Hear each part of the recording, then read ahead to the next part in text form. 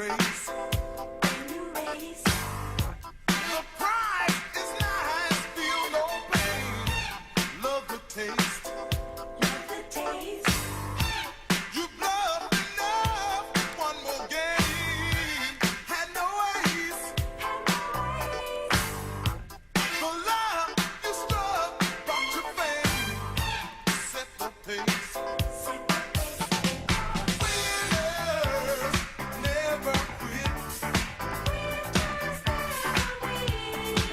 I said winners never quit. Good morning, everyone, and welcome to another edition of the Chris Murray Report on WURD. Ladies and gentlemen, for I guess the umpteenth straight week, we come to the show with a bit of a heavy heart.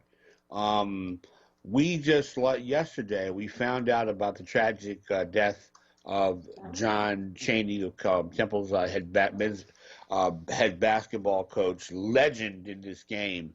When you put up a Mount Rushmore of Philly basketball, John Chaney is certainly on there, along with people like Sonny Hill and Wilt Chamberlain, Dr. J, Allen Iverson, and Dawn Staley. I don't want to leave Dawn Staley out, but if you had to come up with icons of Philadelphia basketball, that's what you would have. And John Chaney was just certainly a coaching legend. At the bottom of the hour, 11:30-ish, we're going to have Don Hunt from the Philadelphia Tribune, who wrote the book Playing for a Legend, a book about John Chaney talking to Eddie Jones and Aaron McKee. But a lot of people in the Temple alumni space, myself included, we're just devastated by yet another death. We talked about Hank Aaron. You know, I wrote a column for the Tribune this week on Hank Aaron and what a great player he was. And so I suspect that I will be writing something again on Coach Chaney, because Coach Chaney was just a tremendous head coach, and not only on the court, not only for what he did on the court, but off the court. He helped to mold a lot of young men, gave a lot of young men an opportunity to go to college in a situation where they may not have otherwise had the chance to go to college. And, you know, he was a very disciplined, believed in tough love, the kind of coaching I think young people, even old people, need, because he was the type of who motivated, had his guys practicing at 5:30 in the morning, made sure they got to class, would not tolerate anyone who did not go to class. And he was just, like I said, a lot of his kids graduated, and you know, he was a class act all around. And my story, today I'm going to do probably a lot today. They will be devoted to just, you know, Coach Chaney. I mean, Coach Chaney meant a lot to me. I have to say, when I first came to Philadelphia as a reporter, you know, I was still. Oddly enough, I started with the Philadelphia Tribune a year after I got into the city, after I was in graduate school at Temple. Those of you who remember me from my Temple days, I was in the African American Studies department. And, you know, when the Tribune job came open, I jumped on it because it gave me an opportunity to really cover the sports I really wanted to cover, and gave me a chance to cover football, college basketball, the whole gamut of things that earlier in my career, because I kind of bounced around in some papers, and I was basically I was freelancing, and I was also covering some sports on a I would say not a large level, but I cover enough, but not on a daily basis, you know, not in the way I wanted to cover it. And the Tribune gave me that opportunity. And my first day on the job at the Philadelphia Tribune, and this is before I got all my tape recorders and and I was just doing stuff the old-fashioned way as a reporter. You had your reporter's notebook, and you took everything down. And I don't have the best handwriting in the world, but I understand enough to put it into a newspaper article. Well, the first interview that I had, the first day of the job, was August 27th, 2004. First day, I interviewed John Chaney. And we were talking about the Olympic basketball team and why they were struggling that year. That was the year that Larry Brown coached the team, and I think the Olympics were in, I want to say, Beijing at the time, and it was a thing where they were struggling and they were having a hard time, trying to get any offense. Good defense, but no offense. And so I talked to Phil Martelli. I talked to a lot of the coaches. I talked to the a former coach. Now I can't remember the coach at Drexel, and they were good conversations. They gave me some good stuff. But John Chaney gave me the best. I mean, we were talking, and it turned into almost like an hour and a half conversation. He says, "Let me tell you something, Chris. They playing great defense. It's like working hard." I mean, he had that voice. He was like, "It was like working hard all day and not making any money, but we haven't scored." I mean, he really broke it down, and he was passionate about it. And I like that about Chaney. I mean, Coach Chaney was passionate about things, within the black community. A couple of times, every now and then, Don Hunt and I would go down to Temple. We had stories to do down there. I did a lot of the women's team. Every time I talked to Coach Dawn Staley about John Chaney's influence, I mean, that's like her dad. That's like she looked up to Chaney in that way. And everybody has good things. But every now and then, we would go by Coach's office, and we would talk to Coach just off the cuff. "Hey, Coach, how you doing?" And Coach was always, I mean, he was passionate. He was passionate about everything he did, from golf to shopping for greens down at the Italian market. I mean, this is a guy who talked about those things, but he was always passionate about issues. He was always passionate about what's happening to black people. A couple of phone conversations I've had with him, he would talk about, how he didn't necessarily like how the Republicans treated black people, and he would talk about Barack Obama. He was saying, "Man, they're not being fair to Obama." And he was saying that that folks were not giving voice to poor people, and he was right. And he stood up for his players. He stood up for black coaches, and it's hard to fathom. I mean, last year we've lost Kobe Bryant. We've lost this week. We also lost Cicely Tyson. We lost a lot of great people, and just like these. I mean, Jordan, and I got to bring you in on this. Mm-hmm. I don't know. You're a Temple grad, right? No, St. Joe's, but You went to St. Joe's, yeah. but sorry. Well, Oh no, but I'm familiar with John Chaney though, so I'm familiar with him. Yeah. Yeah.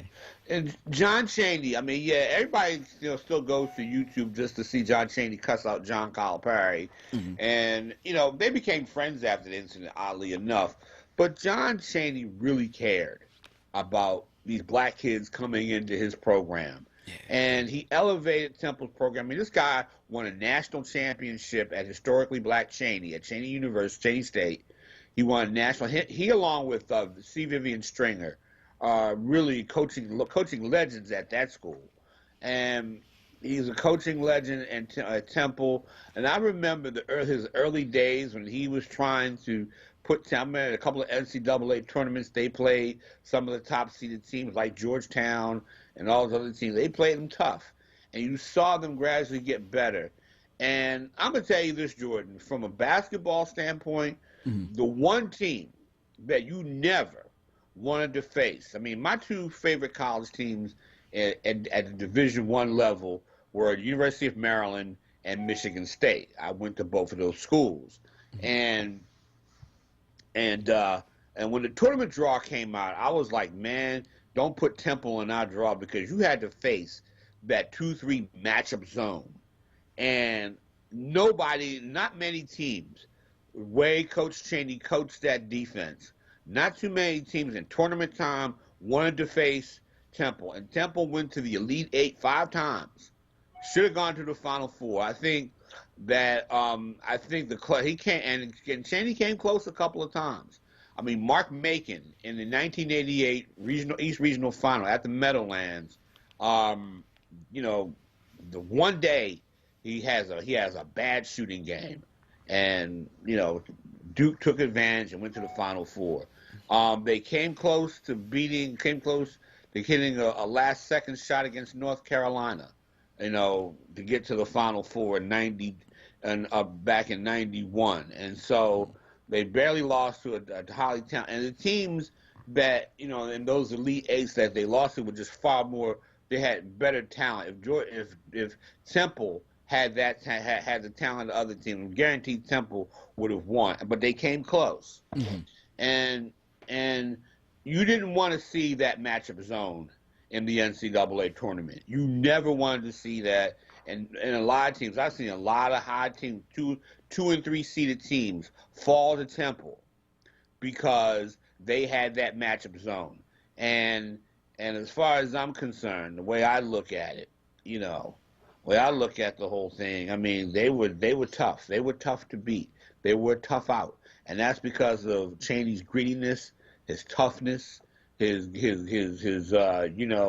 I mean, he really, really coached these guys very well. He knew his basketball, and you can't say. I mean, he was one of those black coaches that stood up for his players, and basically, he was a disciplinarian and wasn't afraid to get in your face if you messed up. And but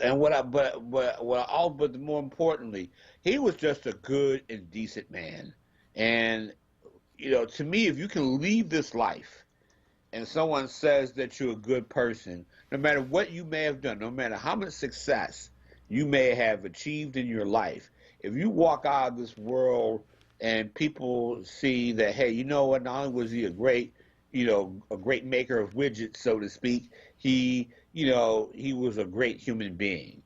And he stood up for black people. He stood up for those young kids, fought against Proposition 48, and fought against those things that that kept black kids from attending college. He gave a lot of guys the opportunity. I mean, Aaron McKee, in a tweet said, it was just like seeing his dad. His dad had passed away.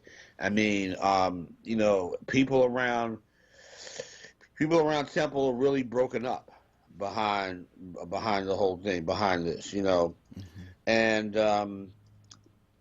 I for one, like I say, condolences to his family, condolences to the Temple community, and it's just, like I said, he was just one of the great coaches of all time.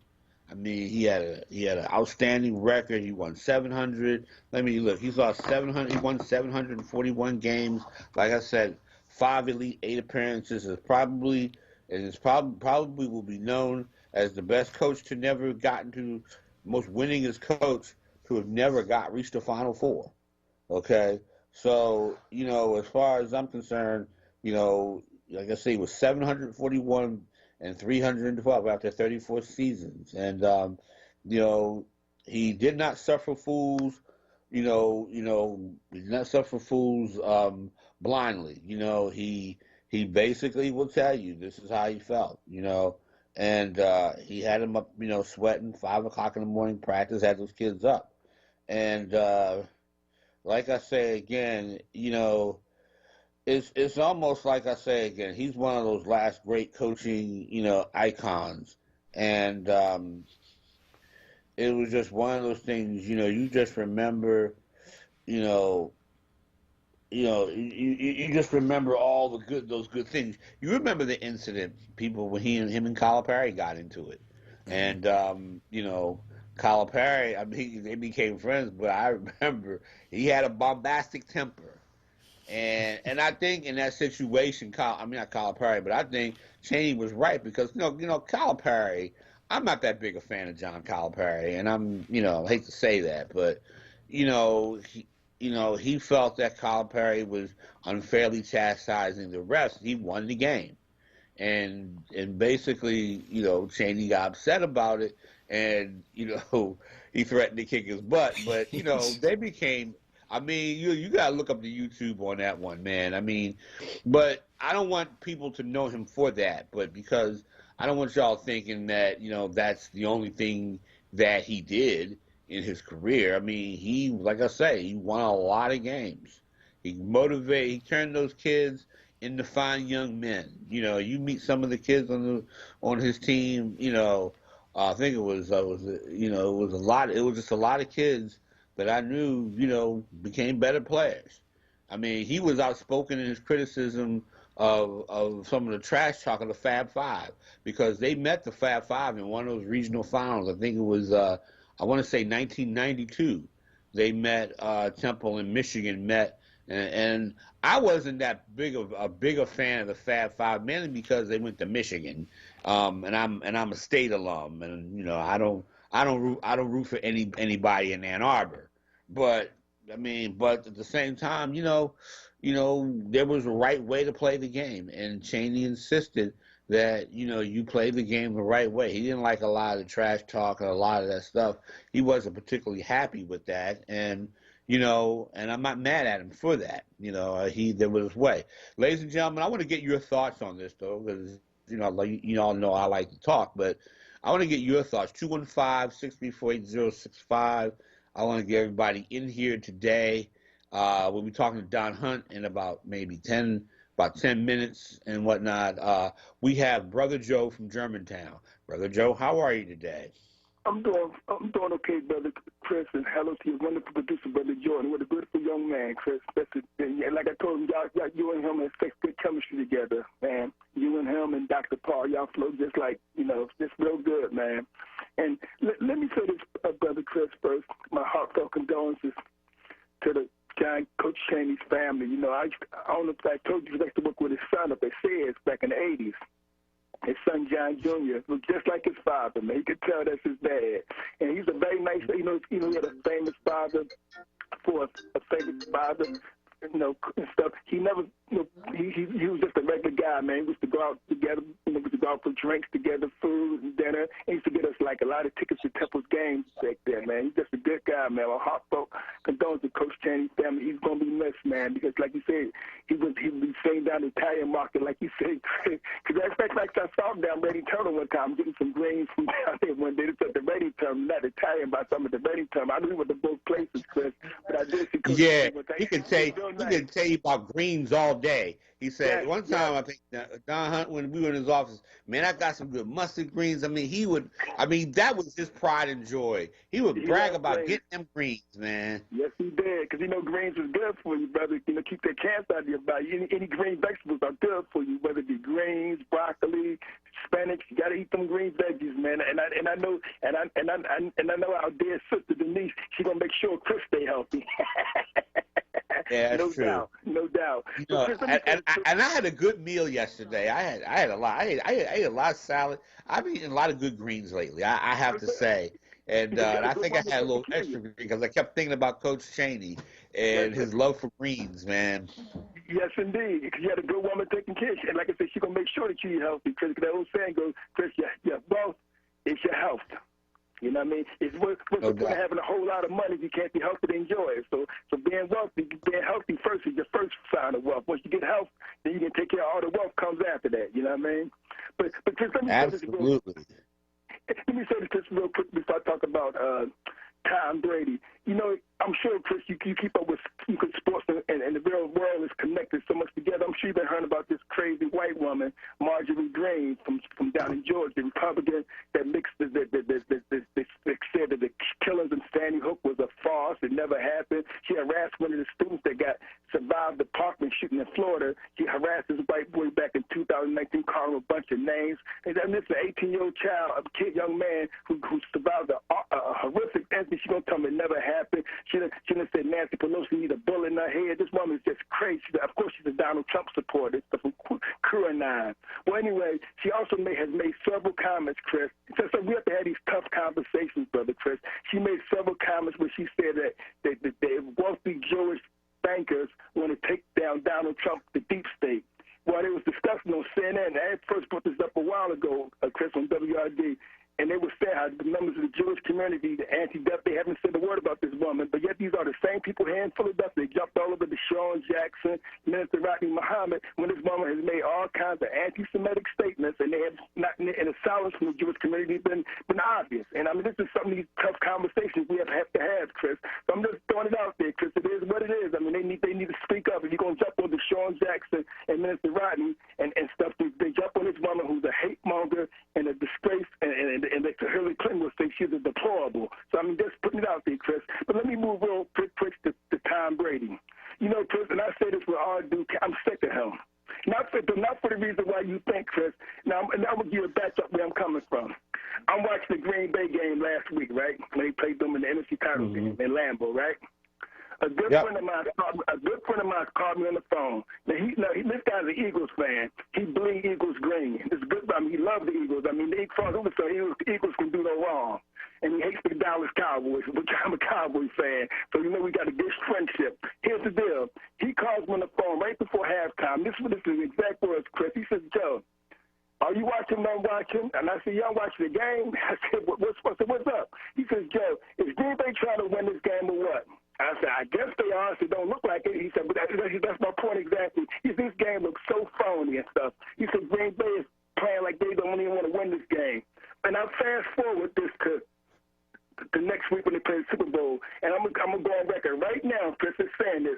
If the Kansas City Chiefs come out there Sunday against Brady and them and act like they don't know how to play football and stuff, and you see Patrick Mahomes and all them guys, Tariq Hill, playing uncharacteristically, then I'm going to tell you right off the bat, the game is phony. Because, see, they want to hype Tom Brady up so bad. I'll give you a good example.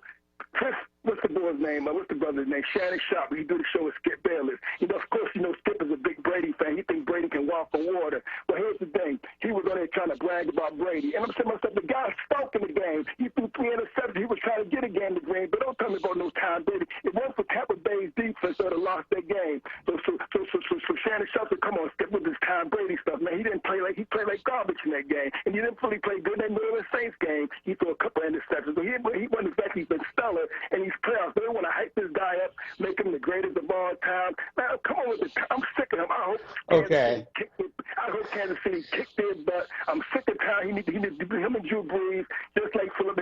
While he washed up, he needs to retire. I'm just sick of this guy, man. Go somewhere and sit down. He's done. And like I said, and I close with this, Chris. Again, if Kansas City play like garbage in this football game, the game smells like a rat. I'm going to leave it at that, okay? I'm going to leave it at that. All right. Like that's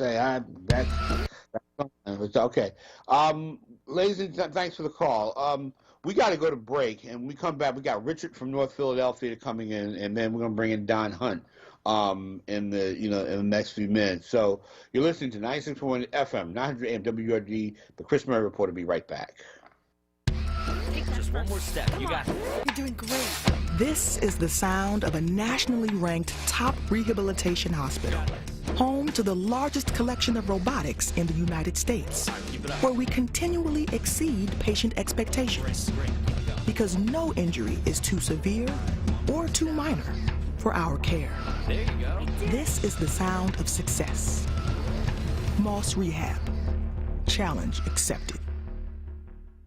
Livelihood, the new initiative from WURD Radio, connecting Philadelphians to jobs, entrepreneurship opportunities, small business resources, and financial literacy. Visit WURDworks.com right now and take the next step in your professional journey.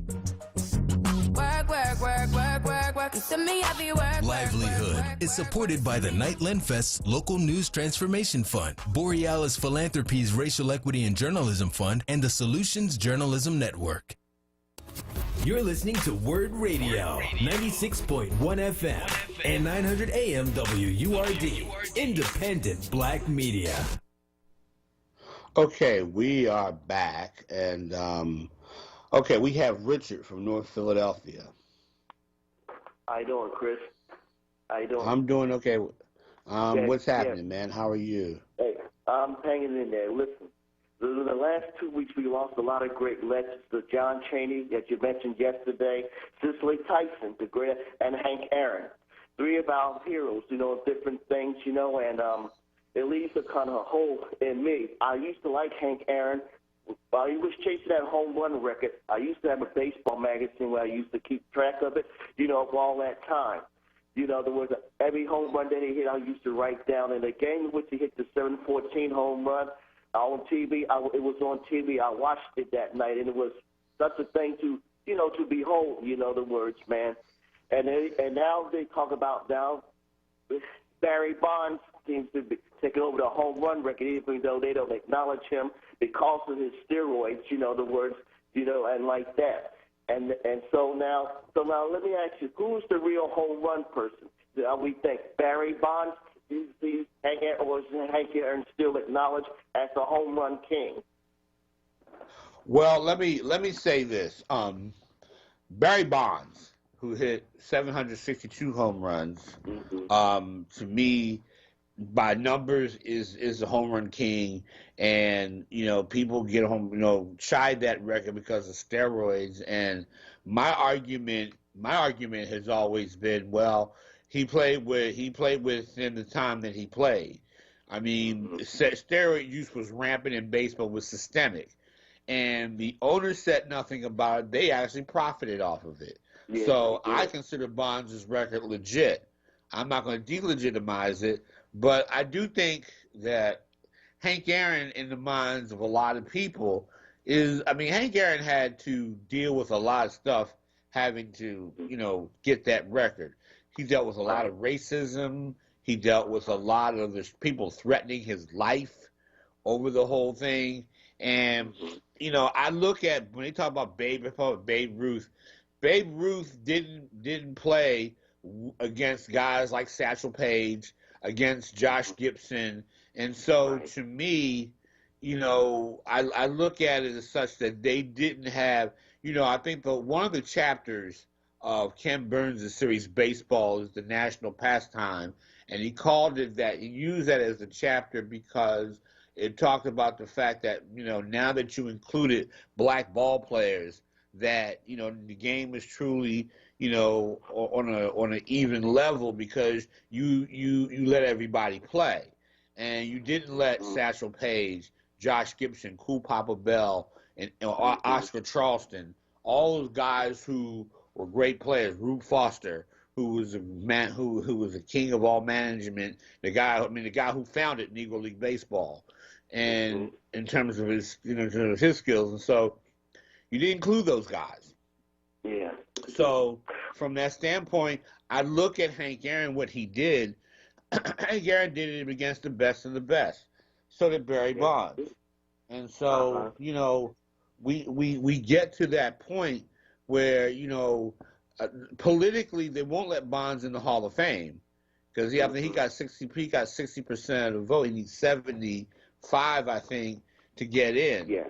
And it's going to take a younger generation of baseball writers to put him in because the old school is saying he cheated, even though there really wasn't, there was no definitive testing of it. And I'm not going to, I don't believe in convicting anybody based on conjecture, even if the signs are there, and the signs were there with Bonds. But Bonds but a lot of people use steroids, but they were not as good a hitter as Bonds. Bonds was already a great player. So to me, as far as, so that's one thing. Okay, so so from that standpoint, go ahead. Go ahead. Well, the NBA, now the Sixers seem to be on the game against the Lakers the other night when they barely won. Even though they were leading by 12, 14, they let the Lakers keep coming back. And that last Tobias Harris shot was something, when Joel Embiid went down on the floor after getting that rebound, said LeBron was behind him, that he might have kind of shoved him or what, unless Embiid was trying to play, being a flop, or something like that. And he said that his back, had been hurting, and like that. Well, we don't like to think of LeBron as a dirty player, anything like. So what did you think about that? Do you think Joel Embiid really, flop, or was that? It was the flagrant foul that they called, though. Yeah. Yeah, I think, from that standpoint, Joel Embiid said something along the lines of, had he been LeBron, he would have gotten that call. Yeah, I mean, I agree with that. But the thing about that game was I like the mental toughness of the Sixers because the Lakers are going to make a run. LeBron's going to make a run at you. That talent, they're going to make a run. And, Tobias Harris hit that shot. Tobias Harris played really well last night against Minnesota. I mean, tremendous slam on somebody with the Timberwolves. But Joel Embiid has really been playing well. I mean, good Lord, he's in the low post. I mean, he's getting to the free throw line. I mean, it's incredible. So he's really doing well there. And but like I say again, whether he flopped or not, I mean, Yeah. I think that he wants to get he's a superstar and he wants to get those Yeah. calls, and I think that's the point that he was trying to make there is that he wants to get those calls. So that's how that goes. Okay. Well, just one more. There's a game on tonight, the Lakers and Celtics at 8:30 on ABC. So we have a chance to see LeBron against the Celtics tonight. Yeah. Yeah, LeBron, LeBron's LeBron, man. That's until someone knocks him off, they are defending NBA champs. I got to move on. Yeah. Thank you for the call. Okay. All right. It's a pleasure. We have on the line one of the great sports writers, the Hall of Fame sports writer in this area, and the author of the book Playing for a Legend, talking about John Chaney, the late John Chaney now. And Don, I've been wanting to get your reaction. I mean, what did Coach mean to the city? What did Coach mean to the whole Temple community, and also at Chaney State? I mean, how would you wrap up this man's life? I mean, it's hard. There's a lot that he's done. How do you wrap his life up? Yeah, he's certainly done a lot, in his career and in his life, Chris. I don't think there's any question. He's an absolute legend, man. He really is. And Coach is great on so many levels. He really is. He was a great player in high school coming out of Ben Franklin. He was Public League Player of the Year, and then he went off and played at Bethune-Cookman and was an All-American down there. And at the time, the NBA had a quota system, so opportunities for a lot of African Americans just weren't there. You're talking about in the early 50s, and Coach went and played in the Eastern Basketball League. I think he made the All-Star team like 6 or 7 times and was MVP.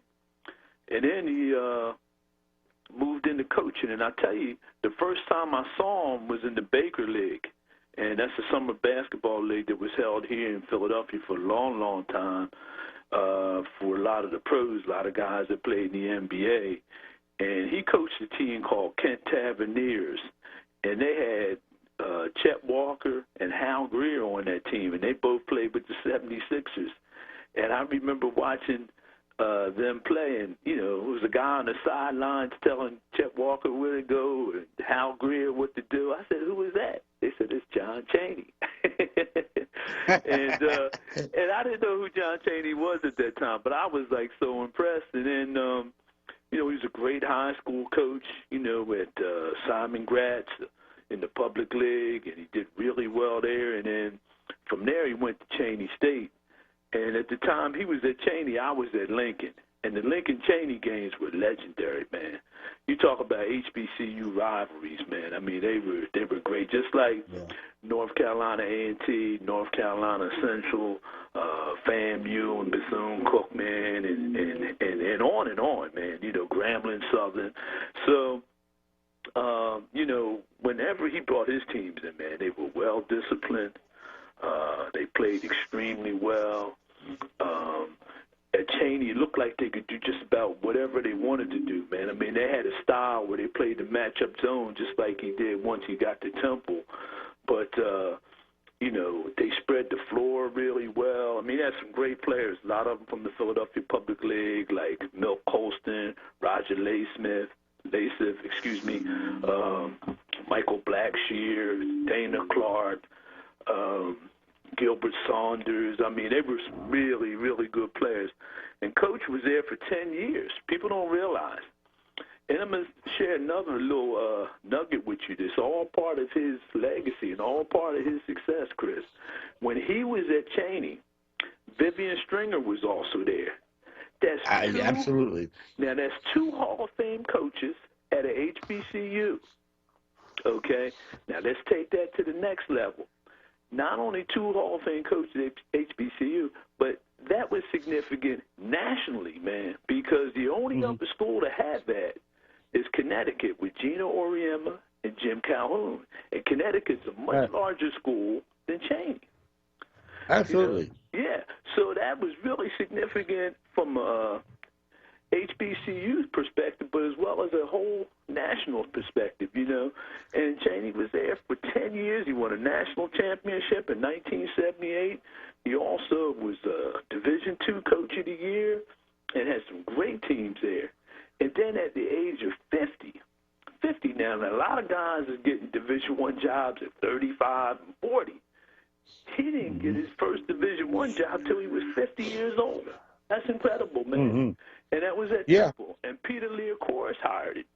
And Peter Leocoris was a real visionary at Temple. He saw what John Thompson did at Georgetown.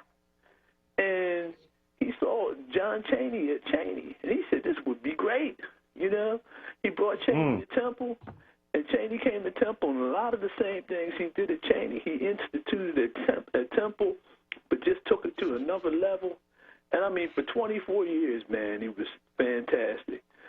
And then in between all that, you know, I mean, he really cared about his players.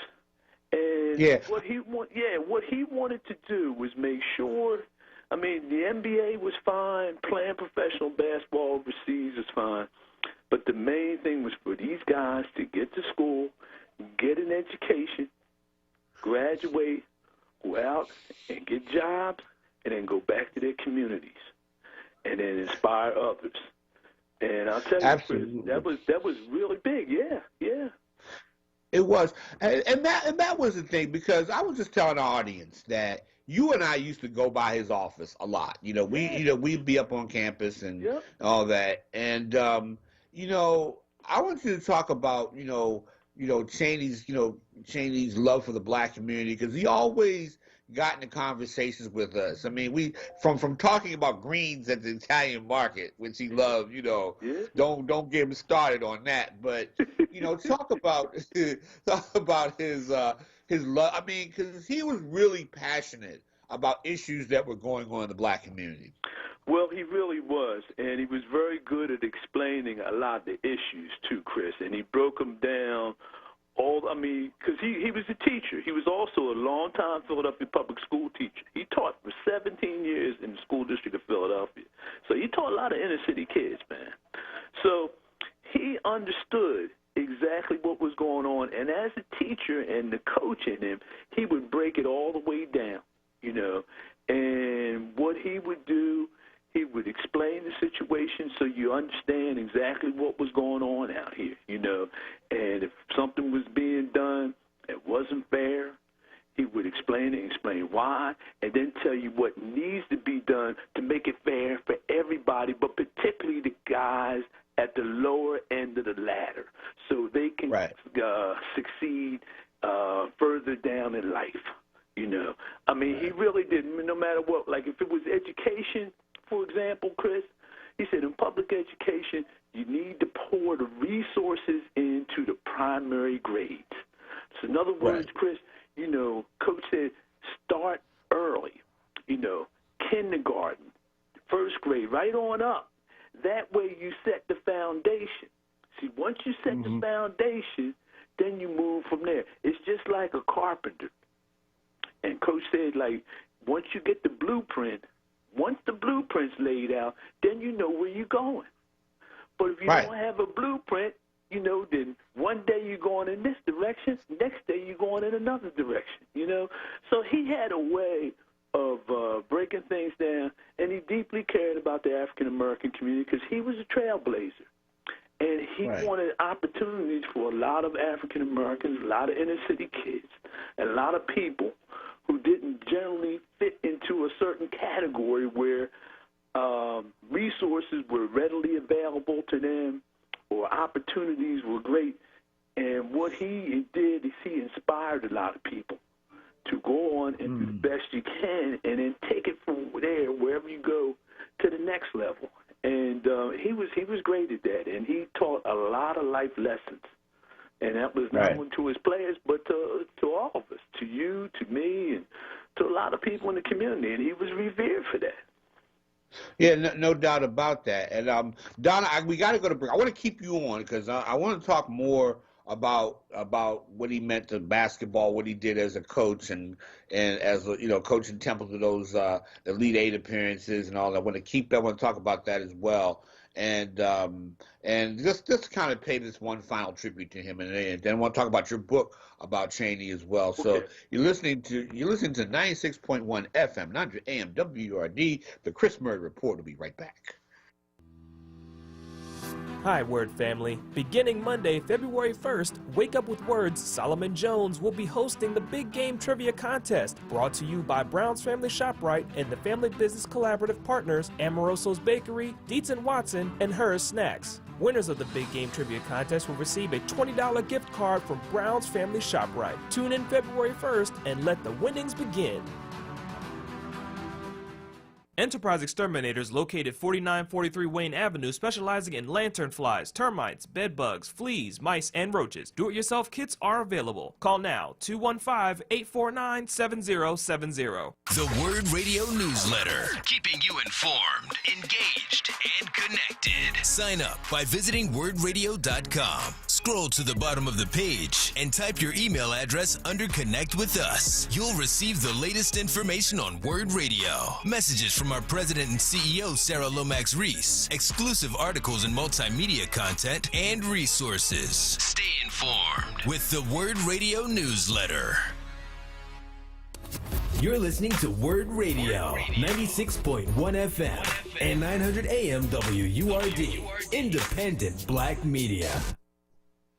Before we get back to Don Hunt, just some breaking news. The Phillies have re-signed shortstop Didi Gregorius to a 2-year deal, although the club hasn't confirmed yet. It's according to a couple of sources out there, MLB.com.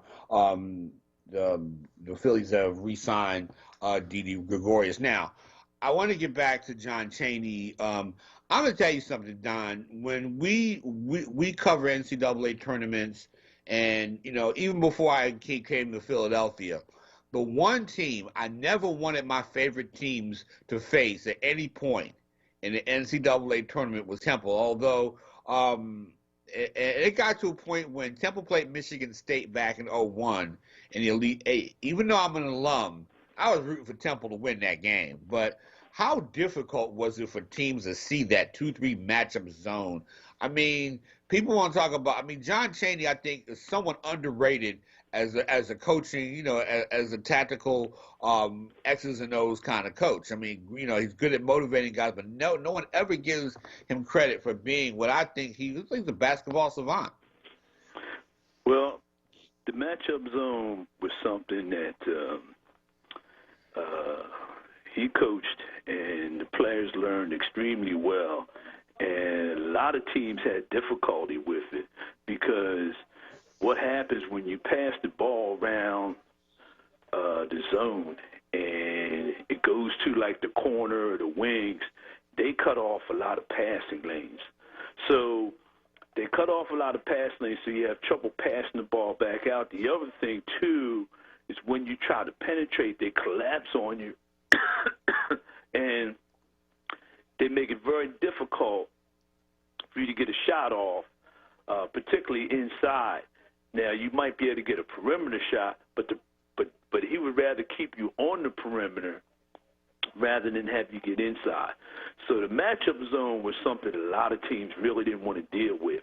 And the other thing, if you didn't play against Temple a lot, excuse me, then you didn't have to deal with the matchup zone, because the matchup zone was tough to figure out, and that's how he beat a lot of teams in the NCAA tournament. He would go in, and they would look at that matchup zone, and they were like, well, where can I go with this basketball now? I can't go over here. I can't go over there, and makes things really difficult. So that was a trademark of his coaching career, was the matchup zone, and he did it extremely well, and the players did it too. I mean, they followed all the defensive tendencies, all the basic fundamentals of shutting teams down with the matchup zone. Right. He had a special relationship with guys like Aaron McKee, the current Temple coach, and I was wondering what type of advice did he give to Aaron before before Aaron took this? Because everybody felt long time ago that Aaron should have had that job. But when Aaron McKee got hired at Temple, did Chaney give him any kind of advice and any type of guidance and counseling on coaching at Temple? Well, yeah, he certainly reached out to Aaron and gave him a lot of advice, and they knew Aaron was ready because of his knowledge and experience. I mean, at that point, Aaron had obviously, played at Temple and also played in the NBA for 14 years, and then was an assistant coach with the 76ers for a long time, and then moved over to Temple where he worked under Fran Dunphy for several years, who had a great coaching career at Penn and then later at Temple.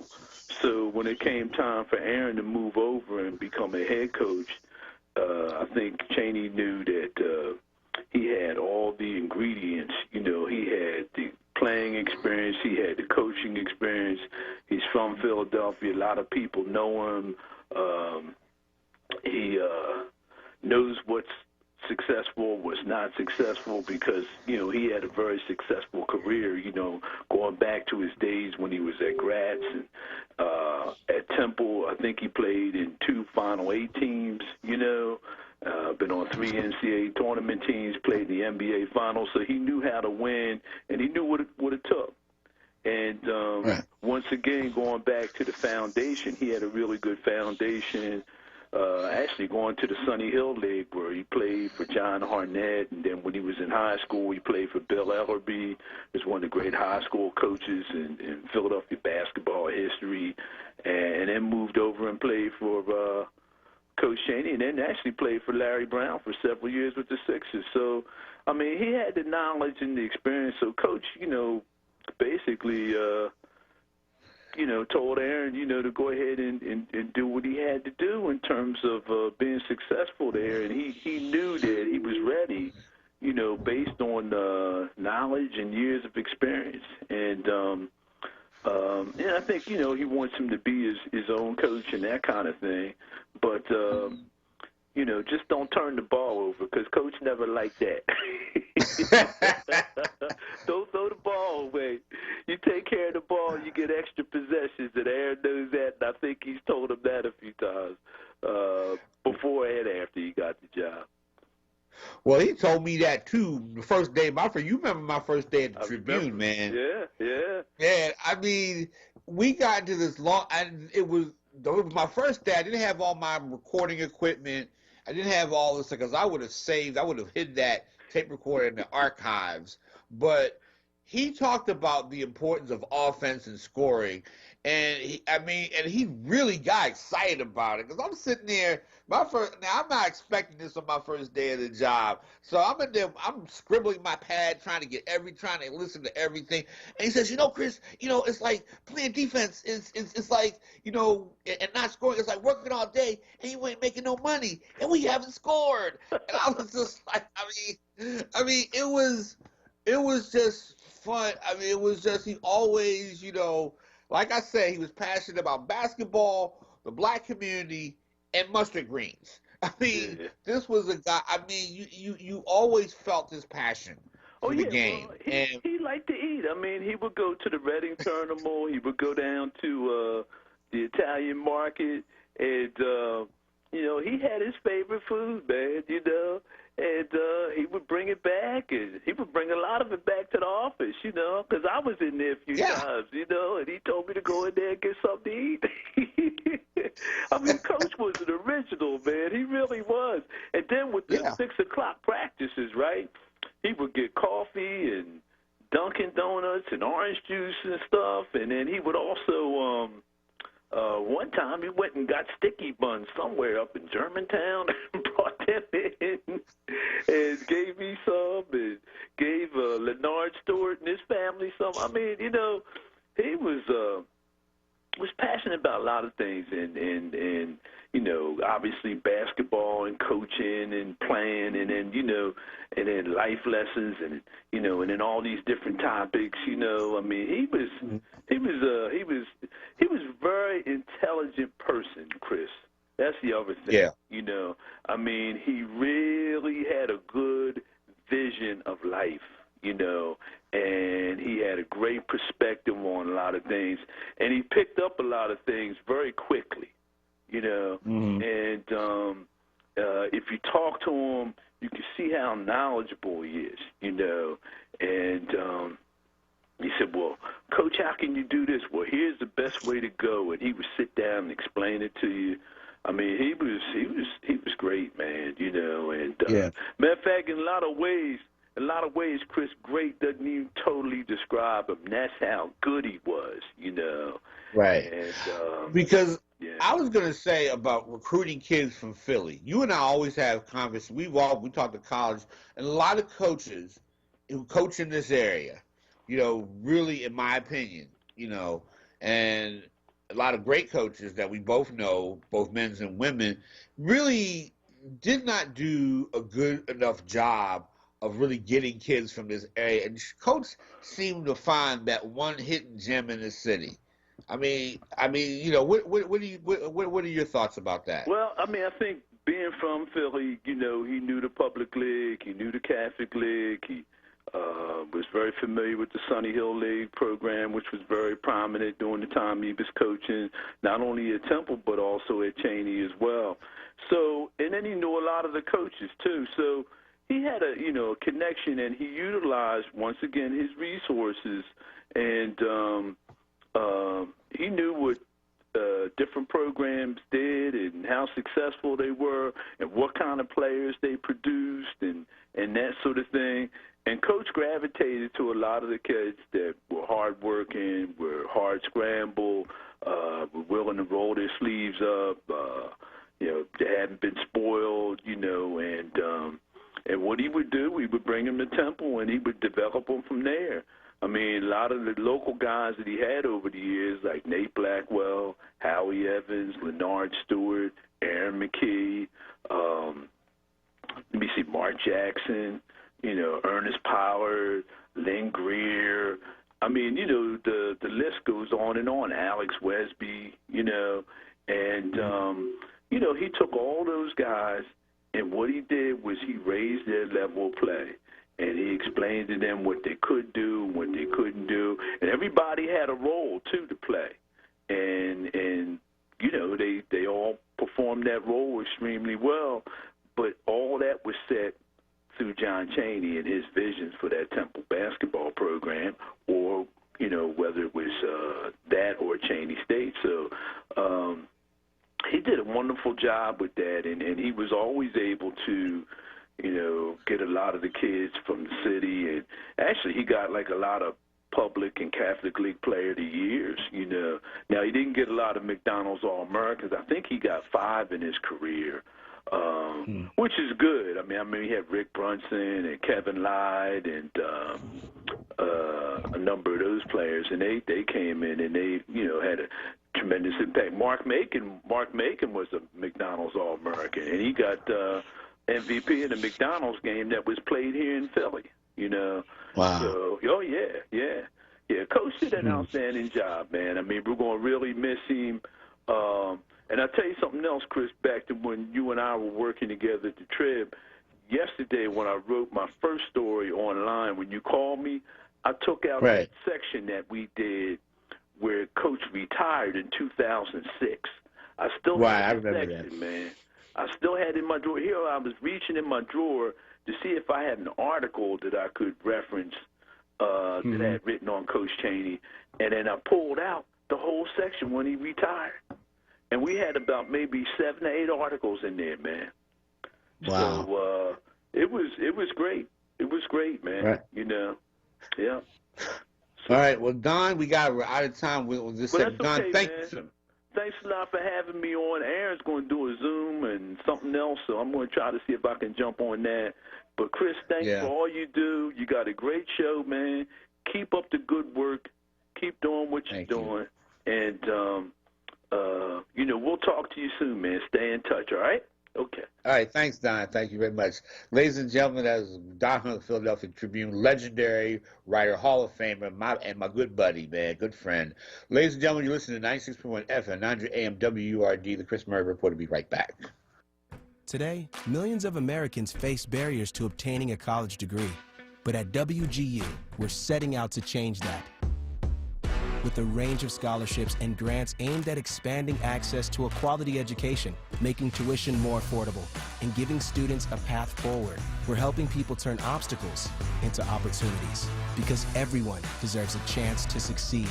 WGU, ambition never rests. Visit WGU.edu to learn more. Need to replace your Social Security card? In most states, you can request one online with a My Social Security account. A My Social Security account gives you secure access to your personal earnings history and benefit status. You can also get a proof of income letter, estimate and apply for benefits, and more. Save time. Go online. Open a My Social Security account at ssa.gov/myaccount. Social Security. Securing today and tomorrow. Produced at U.S. taxpayer expense. WURD Radio is independent black media, and we're able to stay independent because of our 4WURD movement and members like you. Treat yourself to the treat of buying a WURD membership. It's less than a quarter a day. That's less than a bag of chips. And we really, truly need to keep this platform going so that we can stay connected as we reimagine our community in 2021. Start or renew your 4WURD membership today at wordradio.com/4WURD or call 215-425-7875. WURD Radio. Independent black media. Lifting every voice till earth and heaven ring. This is WURD Radio. 96.1 FM and 900 AM WURD Philadelphia. Black Talk Media. You're listening to WURD Radio. 96.1 FM and 900 AM WURD. Independent black media. Okay, we are back. Waiting for my man Darrell Bell to join us soon. We're going to talk a little bit about Cheney, but we're also going to talk about other things today. First of all, the call-in number is 215-634-8065, 1-866-361-0900 if you're calling outside from the Delaware Valley area. A couple of things that I've been watching this week in the world of sports. One, the Eagles yesterday brought in their new head coach, Nick Sirianni, and I don't know, yesterday, some of the things that I saw at that press, I kind of looked over the press conference a little bit. I'm wondering how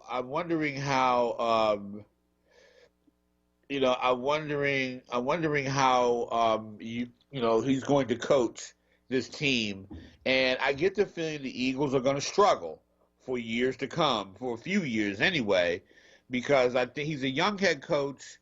I'm wondering, some of the things that I heard, a couple of things toward the end that kind of bothered me about whether or not, he says that, that the general manager and the ownership have final say on the 53 roster. And I'm saying to myself, how I interpret it now, some people, if I heard it in the wrong context, someone will certainly tell me about myself in that situation. But my gut reaction to that is I kept thinking about Bill Parcells saying that, he wanted to hand in the groceries. Is he going to allow Howie Roseman to dictate his talent? And, maybe he has to, but at the same time, I don't know. Like I said, how is he going to deal with Carson Wentz? He seemed kind of nervous watching the press conference. He just seemed like he was just nervous, and that doesn't mean he's not going to be a great coach. But I've been waiting to see more. And I just want to get what you guys thought about that as well. The Sixers have played. They are playing. Joel Embiid is an MVP candidate so far. It's still early. But the Sixers are in first place in the Eastern Conference, best record at least to this point. Last night's win, huge blowout win over the Timberwolves. I mean, Tobias Harris is getting back to the Tobias Harris that everybody saw in L.A., and he is really shooting the ball well. And Jordan and Joel Embiid, he's playing a lot more minutes. I mean, he's playing. I mean, he's 30 every time he's in that low post, 30-some points. He went to the foul line about 12 times in the first half yesterday. Yep, just about. That's what we want to see out of Joel Embiid. Yeah, I mean, Ben why not? Simmons. Why not? Because he's a good free throw shooter, even better than Ben Simmons.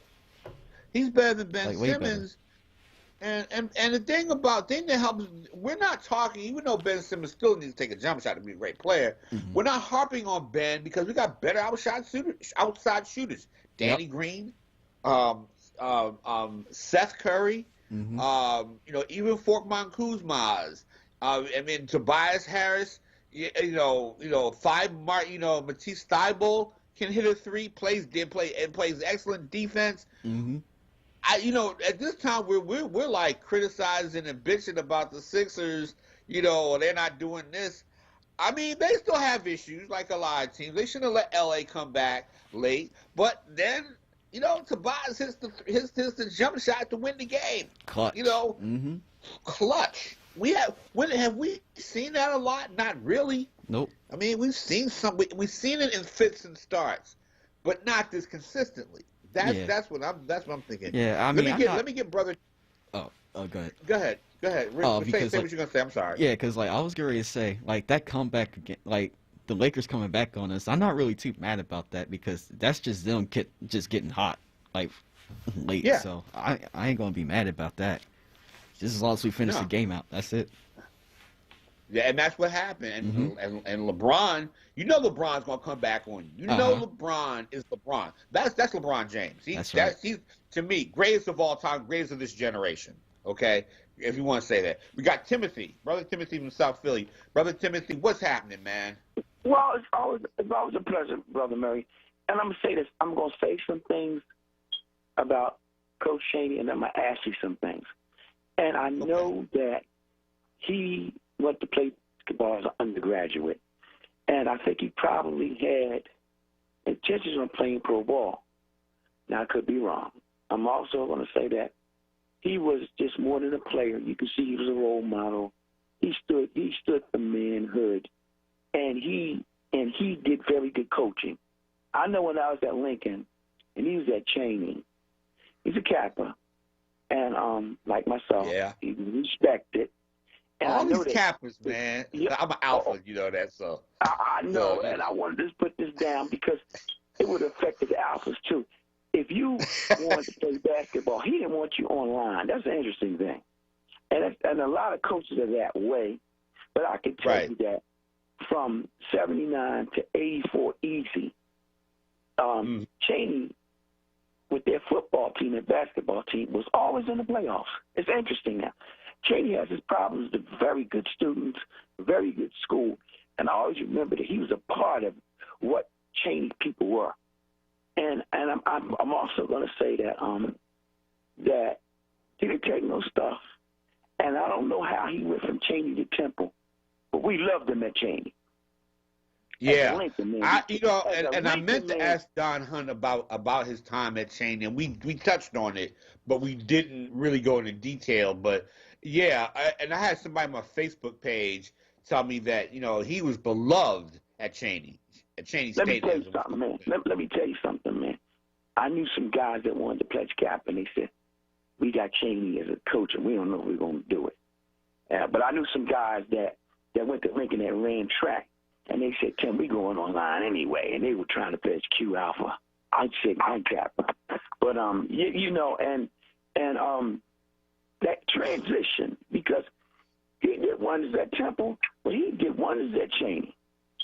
I'm gonna leave it at that, brother. So, Brother Murray, it's always a pleasure, man. You put the athlete on the mat, man. I love it. Okay. Thank you very much, man. Thank you for the call. Maurice from Southwest. Maurice, I miss talking to you, man. Okay, so let it rip, man. What's happening? Well, I'm Chris. I am Chris Murray. He always going to be the centerpiece of my discussion. When I talk to the young boys, I try to get them to listen every Saturday. I say, listen, got a black man there that care about you. Listen to what he say. He's trying to teach you something. I'm over here. I'm in the Badlands. I'm out here in Southwest, the murder capital of Philadelphia. So, I'm out here every day. Being a former prison guard, you know that I'm living a life out here. Because everybody know me. When I walk through the neighborhood, all I hear is my last name. And then when you hear your last name, you know that I was the guard. You know what I'm saying? Right. So, yeah, I got my you. life out here. Although I gotta say this though, and I say this not being a native Philadelphia, I don't like when they refer to mostly black areas as Badlands. I hate, and that's just me. And correct me if I'm wrong, and I'm sure you will. But it bothers me, man, when because I don't consider any part of even though they're rough neighborhoods, but I don't consider any part of Philadelphia. And as a native Baltimorean, Philly and Baltimore are two cities that are similar, and sometimes we always certain sections of town, like where my high school was, we were always stigmatized as the bad part of town. And I'm sorry. Go on, man. Go on. No, I can understand you not knowing the culture here, but this is why I want to tell you. We stole that name, the Badlands, from down there behind. Actually, behind Temple is the original Badlands, but the reason the Badlands are out here in Southwest is because once you get kicked out of anywhere in Philadelphia, Germantown, North Philly, South Philly, you wind up in Southwest. That's like where the houses are. When you get kicked out your neighborhood, that's where everybody goes to. And then now we get everybody's element comes out this end now. That's why Southwest is the Badlands. Okay, I got you. Right. You understand what I'm saying? Got you, bro. Got you. Southwest, you're going out towards the airport. So we talking about from Baltimore Avenue and University all the way out to the airport. This is Southwest. And it's a large area, and it's plenty of homes. But the thing I wanted to talk about, is there a statue of Cheney at Temple? There ought to be. I don't think so. It might be. I know they think they named the court. They named something after him. I know they named the court after him, but there ought to be. If there's not there, I'm not saying it because I haven't been up on Temple's campus in a while, and then because of COVID and all that. I think there should be a movement to get it for two reasons. Number one, because he was a great man. There's nobody in the United States don't know who Cheney is. All right. Right. I don't care where you. I don't care if you're in New Mexico. You say the name Cheney. Oh, Temple. Okay. They know it. Right. If you enter any type of sports. But what I'm saying is, with the rate, what's going on with this city, because I'm a political junkie, is that they're pushing black people out this city, and I want to leave a little bit of memory. Once we're all gone, we got his statue there to show what a real proud black man was. And I think he could represent that by being on that campus, a statue of him, because he's not only does he deserve it, it's well overdue. That's all I'm saying. And I think I agree with that. And I'm pushing for that. I want to get all the friends I know. We're going to push for that because of the great man he was. But count me in on that too. All right. Well, I would mind you helping lead the force because everybody know who Chris Murray is. They don't. They something must be wrong with him. But listen, the thing I'm trying to say too is, I'm a little funny. I think we need to get an interview with Frank Wright and really find out about who this coach is, because right now, as far as I'm concerned, Frank Wright was the mastermind behind our Super Bowl. And Frank Wright, he was his assistant, right? Mm-hmm. He was Frank Wright's assistant, right? Now, Frank Wright. Yeah. Now, Frank Wright, as far as I'm concerned, I always follow his career. He's a genius. And as far as I'm concerned, if this guy learned anything from him, that don't mean he's Frank Wright. But what I'm saying is, we really don't know who this guy is. It's like a crapshoot. Nobody can brag on him, and nobody can actually talk bad about him. So he's right in the middle. But all we know is that there's plenty of black candidates out there one that has a Super Bowl ring, that they didn't even give it. I don't even think they gave him a decent shot, and that's what we upset about. And you know something, man, and that Maurice. Go ahead. You make a great point. I mean, they hired. I think Houston hired a guy off Baltimore's staff, but the thing is, what's an insult to me, because we talked about that, and I think that and I read Marcus Hayes' article on that, and I thought he did a good job of outlining everything, all the factors that are involved. We're talking about Deuce Staley and Deuce Staley leaving the team. I think Deuce needed to leave to go somewhere where he can we can be in another organization, learn from different people, and maybe cut his teeth and maybe get a little bit more respect. Because I think oftentimes what happens is when you're in your town or your place, your hometown or wherever. I don't know, Deuce is not from Philly, per se.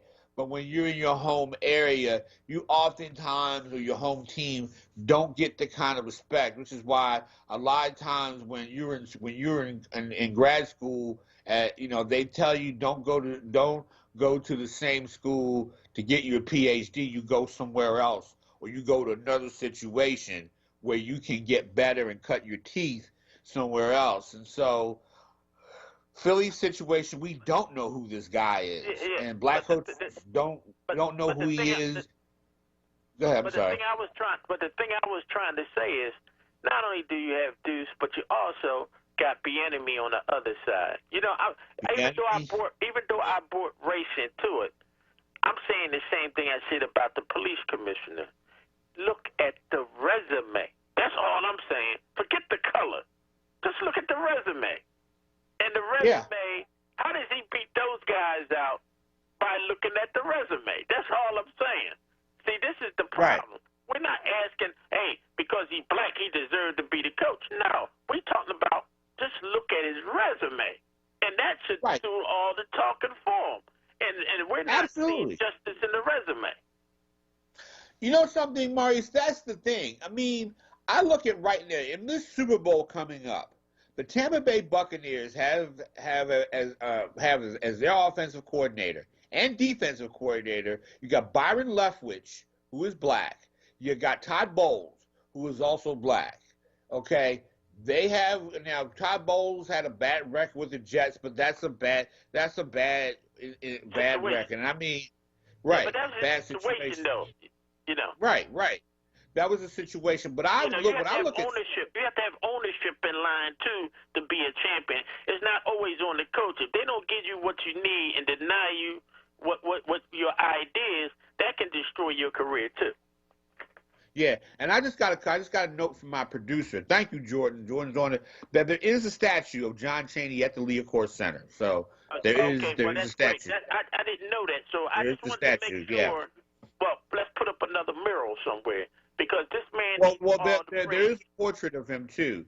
I mean, should there be a mural? A mural might be a better thing, but there is a portrait that a guy did a story on whose name I cannot remember right now. But Kyle Massey did a painting on him. So yes, there is a statue of John Chaney there. I thank the caller for telling me that because. So that was so from that standpoint we have it. We have another caller before we get to Daryl, and that's Reverend Carr. Is that East Parkside? Is he on the line with us, Jordan? Yeah, he is. Yes, sir. Yes. Okay. Yes. How are you? How are you, Reverend Carr? Fine, thanks. This is my second time calling you, sir. How does marriage life feel? Marriage life is great. I gotta say, I love being around my wife. I really love hanging out with my wife. I mean, I have no desire to hit the streets anymore. I just, I love hanging with my wife. And then when I'm not hanging with my wife, I'm playing guitar. I'm learning how to play guitar. I'm enjoying, being at home other than covering sports. I really am. I mean, I enjoy I enjoy my wife. I love Denise, and I love me some Denise. I ain't gonna lie. I say it. And if you're watching the first time you get married? This is my second marriage. Oh, okay, I got you. Second time around. Second time around. That's right, Shalimar, baby. You know that's right. Really quick, I wanted to share something about the legends who have transitioned. I met John Chaney almost 3 years ago now, when one of his basketball players, Reverend Gerald Mills Sr., one of his players on that 1978 championship, Chaney University basketball team championship. Right. And he came and he spoke, and I went downstairs at the ceremony, and I met him. I never got a chance to meet Hank Aaron, but I've watched him and I've seen him. We don't ever really recognize the people that are in front of us when they're living and even when they retire. And all of a sudden, when they transition, all of a sudden they get into this position of a statue of greatness. They're great. Yeah. They're great right now, so we remember them, but they should be still respected during that time. And because when I saw John Chaney at the funeral of Reverend Mills, he touched my heart, and he gave me some words that would live down with me, and I will carry them with me. However, we need to stop talking about how great that the Chris Murray was, because like Sonny Hill, I think Sonny Hill's still alive. Is that correct? Of course, yeah. Sonny is still here, and we need. You're right. We need to sing his praises every day. Go on. I'm sorry. Yeah, but now that's the one that you need to bring out, because the thing that I remember vividly, and I'm gonna get off of the phone, that John Chaney made this statement, and then they blackballed him for years. I'm talking about sending the goons in. Do you remember that statement? Was that sending the goons in? Was that around the time he had the blow up with John Collar? I remember that. I remember. Yeah, I remember saying. I'm gonna send a goon. Coach, yeah, I remember. I think I remember that. Yeah, I remember that. Yeah. Brother Murray, he was blackballed for years. And my final statement, beloved, if the wife is getting you to learn to play the guitar, learn it very well, because I'm an organist, and one of these days we can get together and have a little jam session. I play organ, and I'm originally a bass player. But when you get good enough now, for the next couple of years, that might be years. Yeah, I did set it up. I did prophesy that when you get good in years now, we hopefully we'll get together before you transition. But we need to, as a people, to acknowledge those folks that are living legends that are among us. Because like Sonny Hill won't be great until he dies. Man, Sonny Hill's already great to me, but great until he dies. Barack Obama won't be great until he dies. So let's start acknowledging them now in their great. We have living legends. Take care, my friend, and thank you for taking my call. And Maurice and George, y'all are my favorites. We got to get together and get somebody together for the next mayor and the governor. God bless. Thank you. Ladies and gentlemen, on that note, we have to go to break. You're listening to 96.1 FM, 900 AM, WURD, the Chris Murray Report. We'll be right back. Want the latest in Word swag? Check out the shop tab on WordRadio.com. Hoodies, tees, and more in a variety of colors. The shop tab on WordRadio.com. Show the world that you're all about black. Talk Media. As a business owner, hiring and developing people from the community that your company serves is one of the best ways to show commitment to that community. Let WURD Radio help with Livelihood, our new initiative that connects Philadelphians with companies like yours. We'll feature your business, open employment opportunities, and resources to connect your company with talent and ensure that you reach your target demographic. To learn more about how Livelihood can help you build your team, visit wordworks.com. That's WURD works.com. Livelihood is supported by the Night Lenfest's Local News Transformation Fund, Borealis Philanthropies Racial Equity and Journalism Fund, and the Solutions Journalism Network. You're listening to WURD Radio, 96.1 FM and 900 AM WURD, independent black media. And we are back.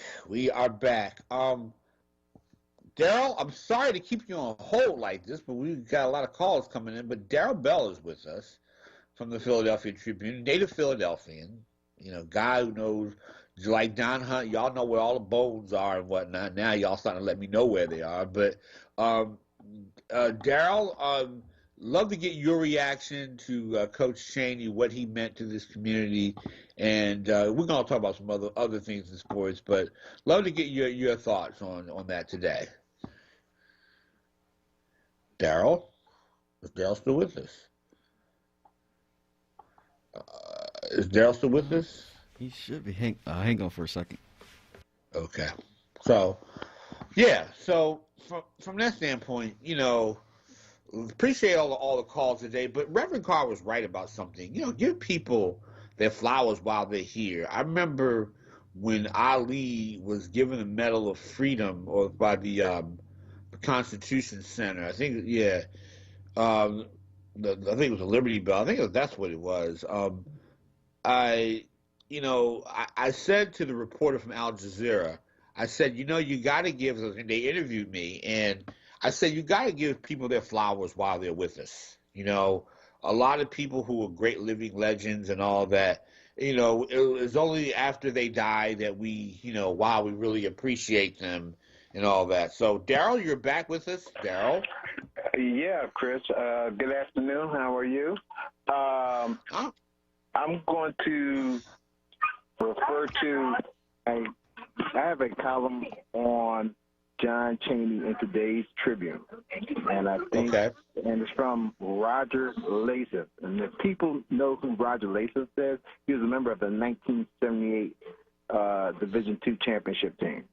No one else in the country has this. And the things that John Chaney taught boys, he turned boys into men, and that's the difference. When Chaney won the championship, this whole area was phenomenal. It was great. No one knew. People in the black community knew the greatness of John Chaney, but then he got on a different plane, and all of a sudden now everyone knew that he was a man to be reckoned with. His going to Temple was a natural progression, and it was something to behold, the things that he did. I don't think people realize, but because of him, guys like Aaron McKee, guys like Eddie Jones, excellent players who were excellent guys, but for some reason they were Prop 48 casualties. Right. He also opened the door. If it wasn't for Chaney, if it wasn't for John Thompson, Nolan Richardson, even Manning out in Kansas, you wouldn't have as many African-American coaches right now. Right. The things that John Chaney did, especially off the court, but you can't measure that. You can't measure that. Right. And in time, people will realize how great this guy was. People in Philadelphia know how great he was. And the thing that really made me feel good, I happened to catch Sports Center. They had Vince Sanity talking about him. Okay? Right. He's never played against Chaney. Vince Carter. Right. Vince Carter, right. In fact, if I'm not mistaken, I don't think Carter played against North Carolina. Didn't play Temple at any time during his career, but he knew who he was. It would have been nice if an Eddie Jones, if they had gotten to an Eddie Jones, or even if they had gotten to Calipari, or even if they had gotten to Bill Martelli. You know, it would have been nice to have that. It would have been nice to have heard something from Sonny Hill, because Sonny and Chaney had the basketball camp, and many kids learned the game from the John Chaney Sonny Hill league. So the things that his legacy will continue for a very, very, very long time. Yeah, and some of the stories that I've heard about John Chaney as a player, I heard he was a real flashy guy, even by early 1950s standards. He played, he said he put the ball, he was a guard from what I understand. And John Chaney was a point guard, and he could play the game. If John Chaney was in this era, he'd be making $1 million. You got to remember, it was a different time then. Right. John Chaney that played then was a professional, but they weren't paying him. They would pay Wilt Chamberlain because Wilt was 7'5". John Chaney wasn't, but he could defend, and I've never saw him play. I can only go by from people whose opinion matter, and they saw him play, and they told me stories how good of a player he was. Yeah, I think I heard that from Sonny Hill years ago. He was talking to us. Some story I did, and he was talking about how John Chaney, oddly enough, didn't necessarily like his players playing all flashy because he wanted them to be disciplined. And, I was talking to Don Hunt this morning about the connection he has with Philly guys, because sometimes coaches who come here, they really, a lot of times they want to, you want to get the best of the national prospects. The Philly area, you got New Jersey, you got Pennsylvania, Maryland. You can get a lot of kids in this, 90 miles, you're down the street from Baltimore and D.C. and all that. So you got those kids, but, the biggest, sometimes Don and I would often talk about how a lot of times coaches don't cultivate the local guys. And Chaney seemed to have done a magnificent job at finding that kid who may not go to Duke or to any of these big schools. He does a fine job of getting those guys the opportunity, and those are locally grown Philly kids. Well, what he did was take an individual and created a team. Roger Lesa put it very succinctly. He made you better. He made you better off the court. He cared about you.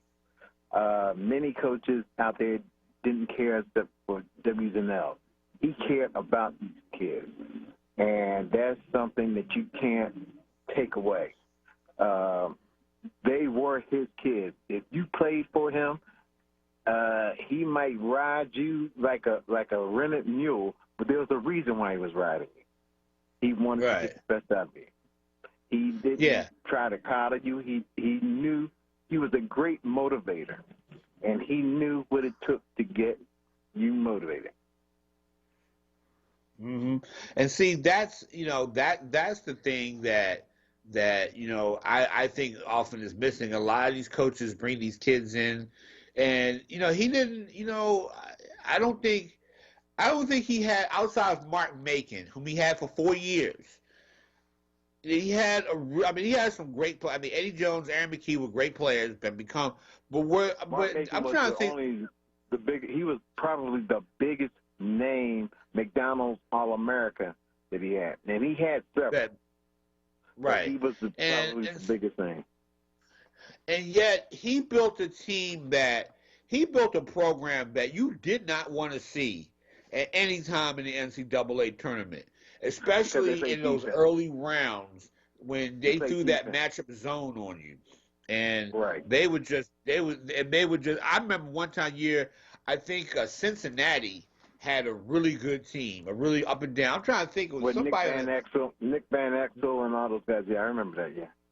Yeah, Good. and I think one. I don't think Nick Van Exel was on this team, but they had some ball players that were up and down, were great athletes. And Cheney's squad eliminated them. I think it was either round one or I think it was round one of an NCAA tournament. And he would do that to the top seeded teams. They would just go in and they throw that zone at you, and you're like, confused for the rest of the tournament, or you're out of the tournament. John wasn't afraid to play anyone. Right? You lace him up, and he's gonna put his 10. You're gonna put your 10, and we're gonna see who wins. And that's he came up old school, the way that he was brought up. You played the game. You played the game hard. When he went after Calipari, you can see that on YouTube at any time. It's there. Yeah. It's one of the funniest moments, but he was serious. He didn't put it down. Serious. John was a man to be reckoned with, and more importantly, that's the key. He was a man. He didn't. Right. You never heard of any of his kids doing stupid stuff. I was going to say that that's true. You never heard anything about. I mean, and the time that I taught at Temple, I had one of his kids in my class. He wasn't the best student in the world, but he got out of my class. He worked hard at it, and that's the thing. And I told him just like your coach, I'm not gonna let you get away with anything. And so some of he and his kids were serious. His kids, I even caught one of them. I said, "Man, don't fall asleep with my." And he didn't fall asleep. His kids were well behaved. You're right. None of his kids never did anything stupid off campus. You didn't hear like Jameis Winston, going to get some crab legs or something like that. Because not only would he have, he would make you fear your mom and him. So yeah. Well, you know why? Because he made those kids realize that when you're out in the street, you're not just representing yourself. You're representing Temple University. You're representing your family. You're representing everything that is about you that is supposed to be good. He got kids with characters. Mm-hmm. These coaches out here, many of them just get guys who can just run up and down the court or whatever. He developed boys into men. Right. So, like I said, Coach will definitely be missed. And by the way, ladies and gentlemen, you can still call. You can join our conversation at this point, 215-634-8065, 1-866-361-0900. And I want to make a quick transition to talk about, speaking of basketball, Daryl, I gotta get your cynical eye on the Sixers. I've been watching closely going back to the Celtics game, watching every game, the Pistons earlier this week, the Lakers. I like how this team is playing so far. I know it's early. I'm not crowning them to be the champions yet. They're not. Maybe they're not. They may be a long way from being there.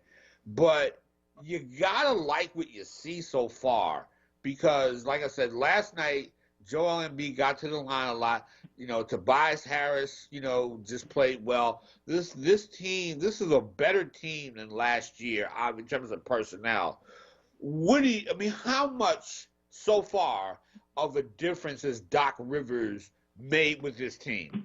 I think Doc, You have a coach. You have a coach, not a babysitter. Right. That's the difference. Right. All right. He coaches millionaires.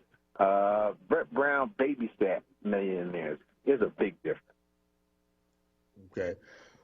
Because is he making? Is there any difference offensively? Is it the whole act of holding guys accountable?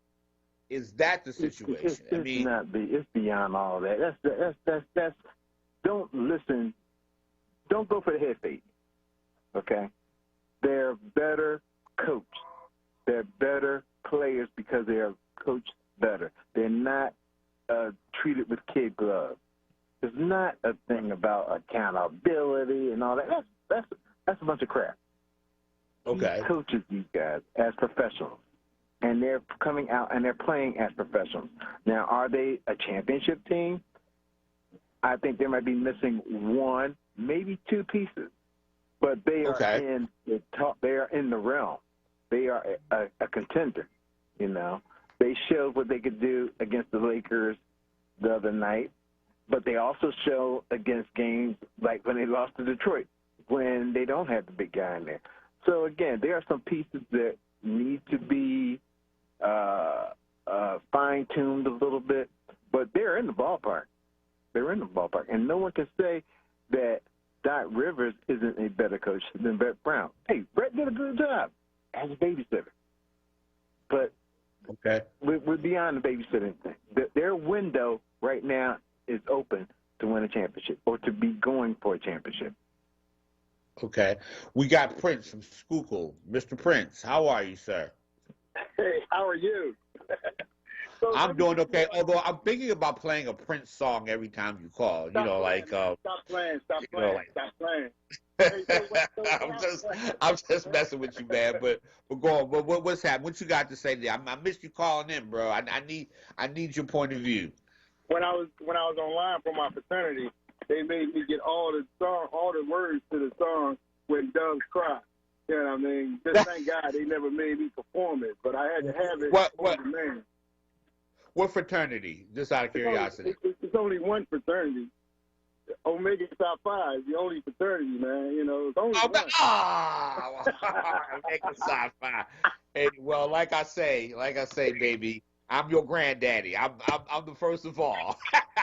Yeah. So my dad was an alpha. So you know, my dad. I always tell my dad, those that come first should be last, and those that are last shall be first. So here. Touche, my friend, touche. so here's the thing behind the Sixers, and you guys don't get it, but when you guys watch games like the Brooklyn Nets, and you see Kyrie take the ball unimpeded to the basket, and then you see Harden when Kyrie ain't in there, and then you see Durant.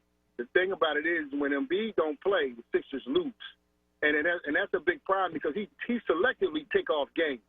And that's a big problem. And also, you guys are paying Ben Simmons all this money for 14 points a game.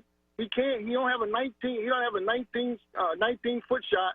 He don't have a 14-foot shot. Now going to the basket, he's 6'8". He should be able to run through the basket. But when you get in the playoffs, all this stuff becomes exposed. And so yeah, you got Dwight Howard, but Dwight Howard does not give Embiid a pass to shoot three-pointers. You had the Admiral, and you had David Robinson, and you had the other guy on the Spurs, and they both had a down. Tim Duncan, right? And so yeah, he may not be babysitting them, but he's sure not coaching them because if that's the case, Ben Simmons makes enough money to hire a trainer to stick a ladder in front of him or a broom with a ladder in front of him so he can work consistently on his 19-foot shot, his 14-foot shot, because when he doesn't have a turnaround. Like, he can't back me down in the paint and turn me around and make that shot consistently.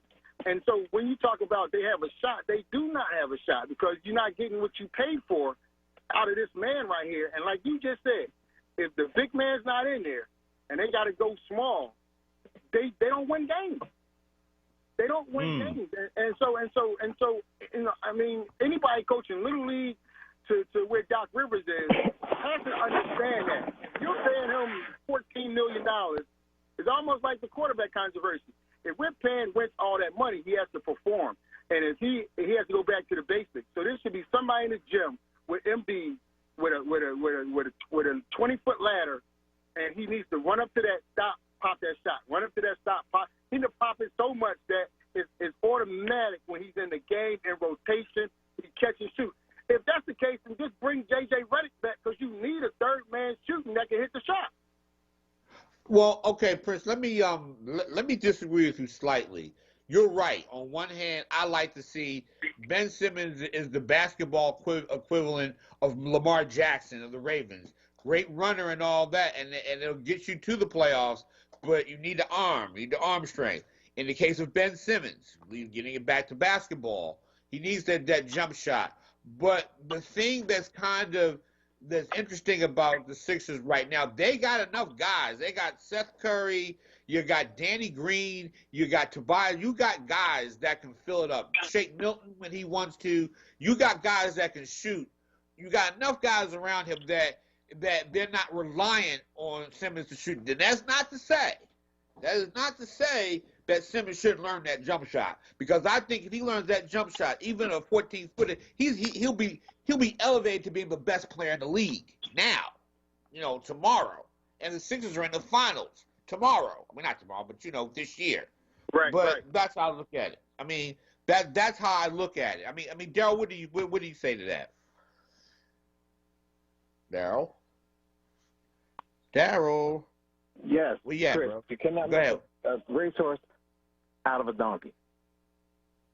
Okay? Say that again. You can't turn a racehorse out of a donkey. You cannot make a donkey into a racehorse. It's impossible. Okay. It doesn't work that way. That's not in his game. You're saying that's not in Simmons' game? It's not in his game. Simmons doesn't want to learn how to shoot. He doesn't feel he has to shoot. Okay? So since that is the case, then you work around him or either you trade him. Right now they're working around him. But your caller is right. Yes, his weaknesses are exposed when they get to the playoffs. They've been exposed for the last 4 years. We know he can't shoot. We know he can shoot. But he doesn't want to shoot for whatever reason. Okay? Okay. Hey guys, I gotta stop. Hold that thought. I hate to do that, but I gotta go to break. We gotta pay the bills. So hold that thought, Daryl. I'm gonna bring you in after the break. Listening to 96.1 FM, 900 MWRD, the Chris Murray Report. I'll be right back.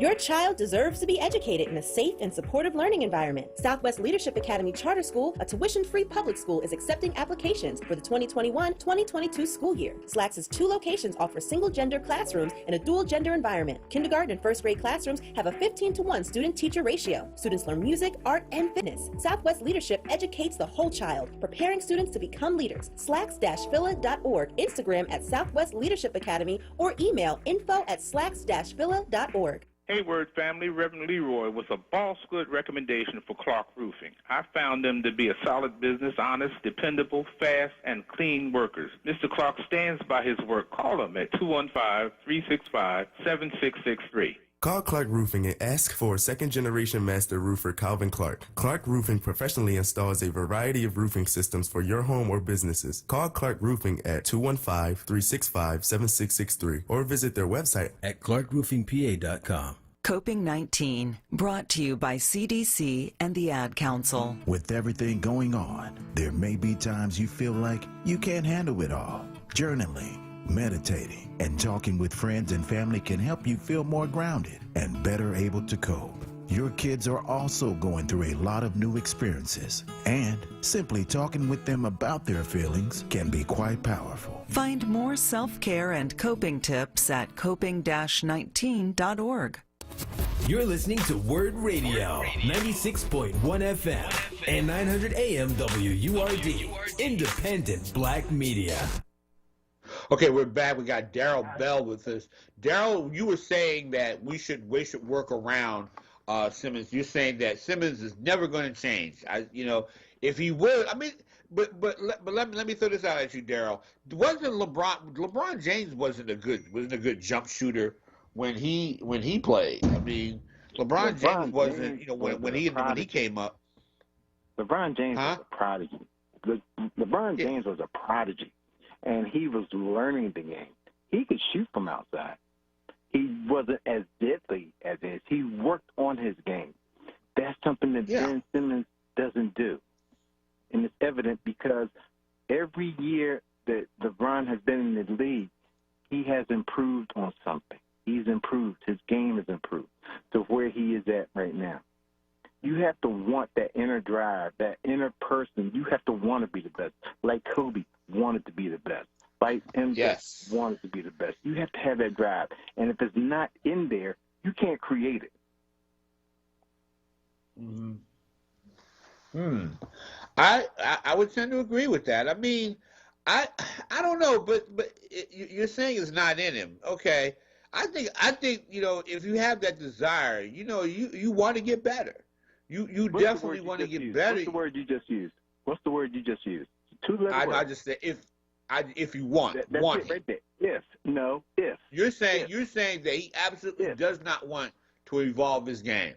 Okay. If he wanted All to right. evolve his game, wouldn't you have seen the results? I would say you're right. No, I can't argue with that. You're right. I mean, Okay.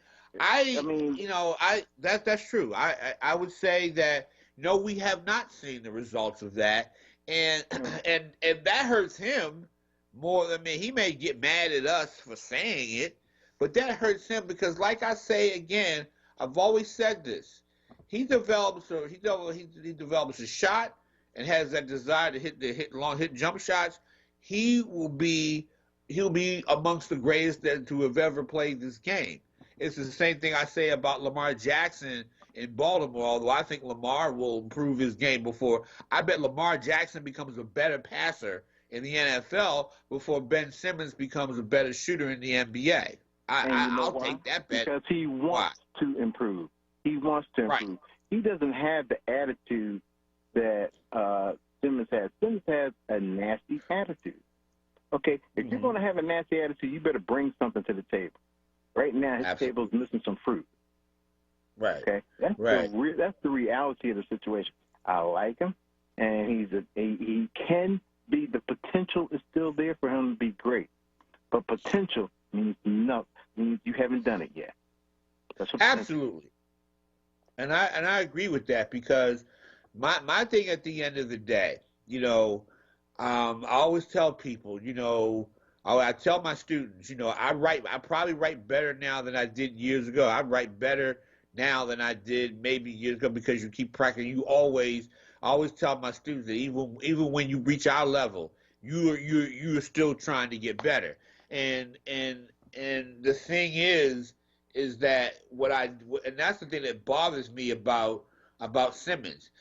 Joel Embiid, on the other hand, he will improve his game. I mean, when Joel Embiid is focused, and sometimes when he is focused, he is the best player on that floor.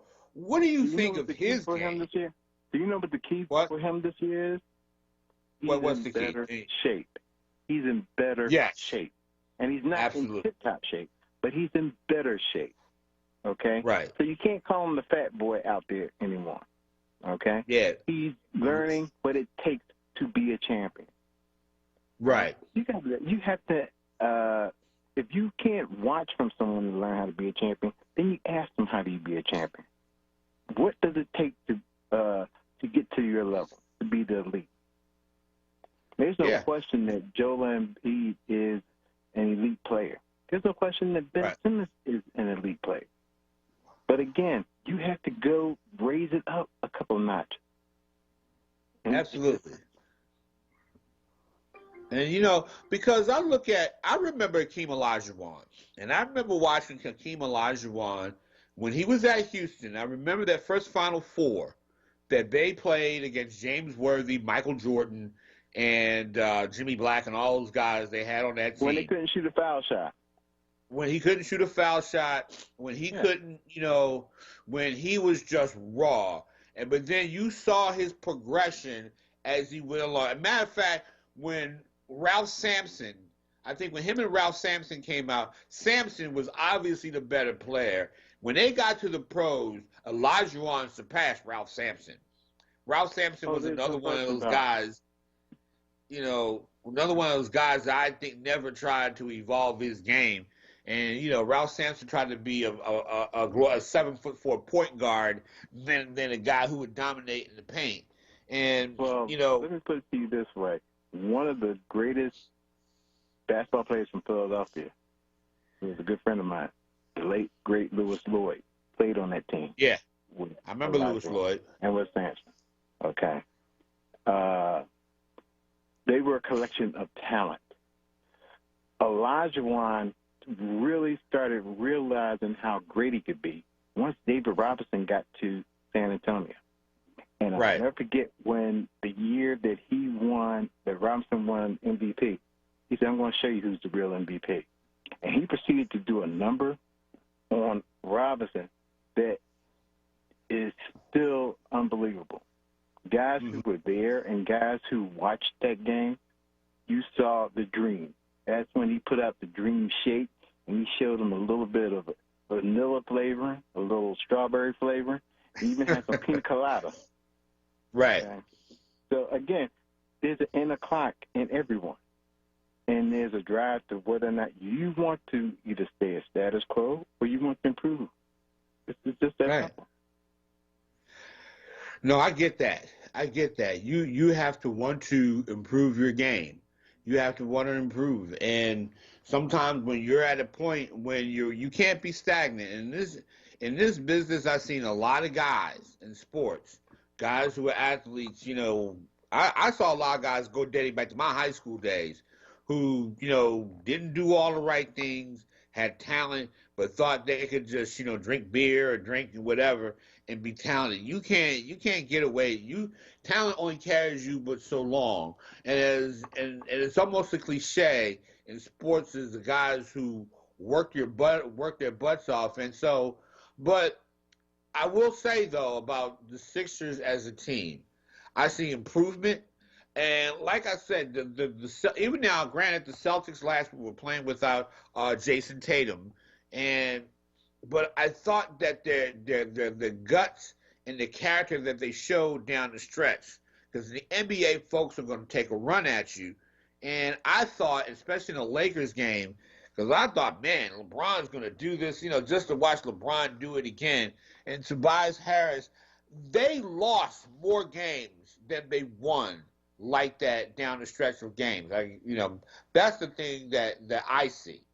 That I see coming down, with this team is that in close games they are a little bit more tougher. Now, one of my Facebook friends said, "Well, they were winning games." No, they lost more games. They won a few games like that last year, but I thought that the thing that's different. Yeah, coaching.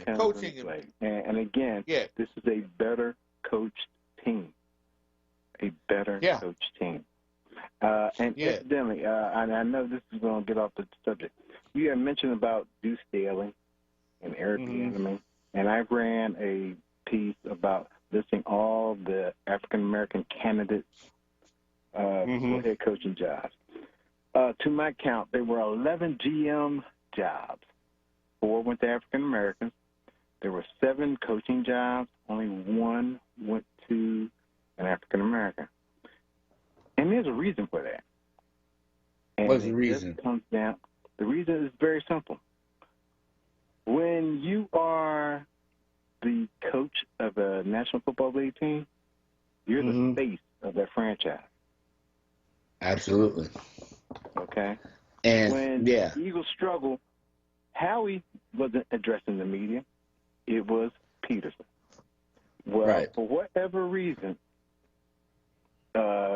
owners aren't happy with Deuce Staley being the face of the franchise or Eric Bieniemy being the face of the franchise. It took a long time for Tony Dungy to get an opportunity. There was always, but he doesn't interview well. Well, what do you mean he doesn't interview well?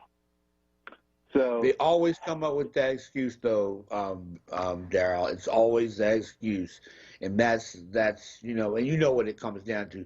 Daryl, I gotta end it right here, man. We can talk about this all day, but you're right. But thank you for being here today. I will say that, and we gotta end the show today, ladies and gentlemen.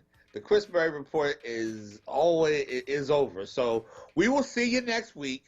Same bat time, same bat channel, 96.1 FM, 900 AM, WURD, Black Talk Media. The Chris Murray Report is done and out, and we will see you next week. Thanks to all my guests today, Don Hunt and everybody, all you callers. Thank you very much. Have a good day, everybody.